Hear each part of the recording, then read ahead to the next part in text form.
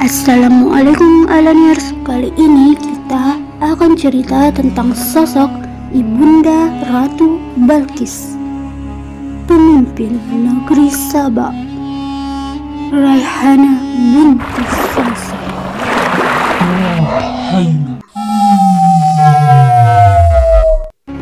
Ialah Ismin. Sedang sebutan nama yang sering ditampilkan adalah Raihanah binti Sakan. Sebenarnya dia seorang permaisuri atau pendamping Raja Syarahil, Ibu Suri. Tapi ternyata sebuah tulisan kuno menguak satu misteri, bahwa sahnya beliau Raihanah ini yang merupakan istri raja ini nyatanya adalah jin wanita, jinni.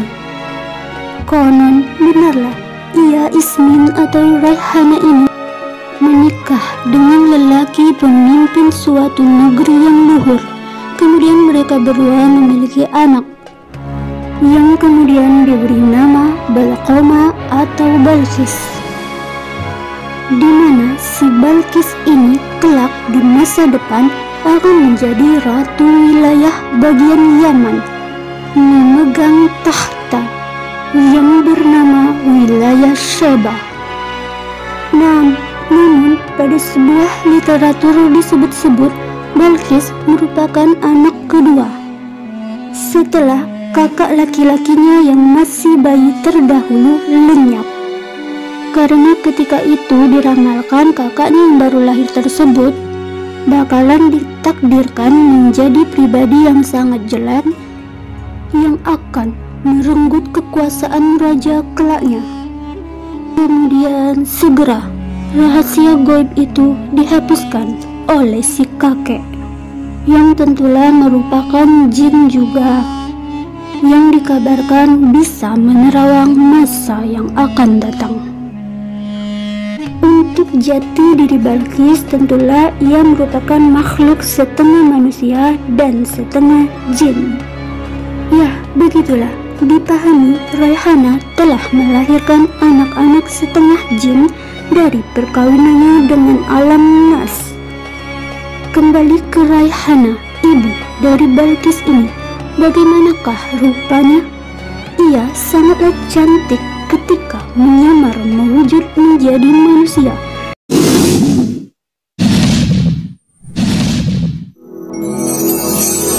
Tetapi bentukan aslinya tentulah berbentuk jin yang terbuat dari nyala api gaib. Lantas bagaimanakah mereka kedua orang tua Balqis tersebut bertemu? Begini ceritanya. Dari Abu Hurairah, Rasulullah Shallallahu Alaihi Wasallam berkata bahwa salah satu orang tua Ratu Balqis adalah jin. Kitab Tarikh At-Tabari tentang orang tua Ratu Balqis dibeberkan seorang raja, ayah Balqis, saat muda pergi berburu ke hutan. Kemudian ia haus. Ia menghampiri sebuah rumah. Seorang laki-laki tua mempersilahkan raja masuk dan menyuruh putrinya mengambil minum.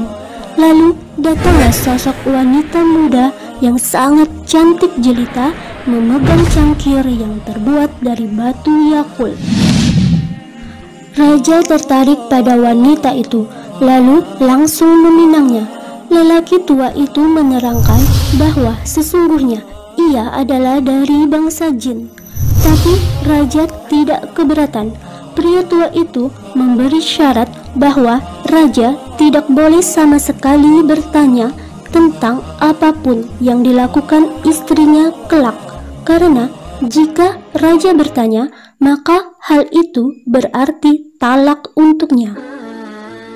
Lalu semusim berganti dan lahirlah bayi laki-laki.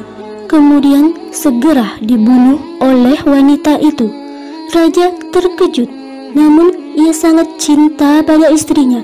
Ia tak mau berpisah, jadi ia tidak bertanya, hanya diam saja. Lalu berselang tahun, anak kedua lahir, perempuan. Mereka beri nama Balqis. Bayi itu sangat-sangat cantik. Muncul ketakutan raja, jikalau jangan-jangan nanti Balqis kecil pun akan dibunuh pula. Sehingga tanpa disadari raja bertanya. Dan wanita jin itu berkata, "Baiklah, ketahuilah, aku membunuh anak laki-laki kita karena ayahku melihat kabar dari langit bahwa saat anak laki-laki itu besar nanti, ia akan jadi pembangkang dan membunuhmu. Sedang Balqis, ayah menerawang, kelak ia akan menjadi ratu bijaksana yang bakal disayangi seluruh rakyatnya, dan akan terjadi hal-hal indah lainnya."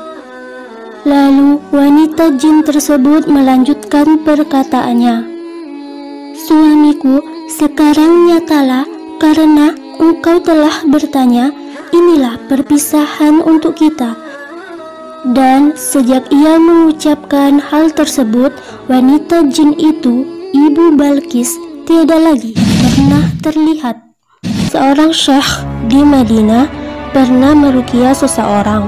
Ia pun sempat berbincang dengan jin yang merasuki orang tersebut. "Siapa kamu?" tanya syekh itu. "Saya jin yang paling cantik." "Oh ya, bagaimanakah bentukmu?" kata syekh tersebut. "Saya memiliki mata 1 dan kaki saya 9. Namun banyak khilaf pendapat tentang masalah ini. Ada pertanyaan, bolehkah manusia menikah dengan jin? Sebagian ulama mengatakan tak mungkin. Seorang ustadz menjelaskan, materi jin berbeda penciptaannya dengan manusia. Namun jika ada yang mengaku menyatakan ia telah menikah dengan jin, maka itu seperti tak nyata, selayak mimpi, beda alam. Lihat di Quran surah Al-Jin ayat 14. A'udzu billahi minasyaitonir rajim.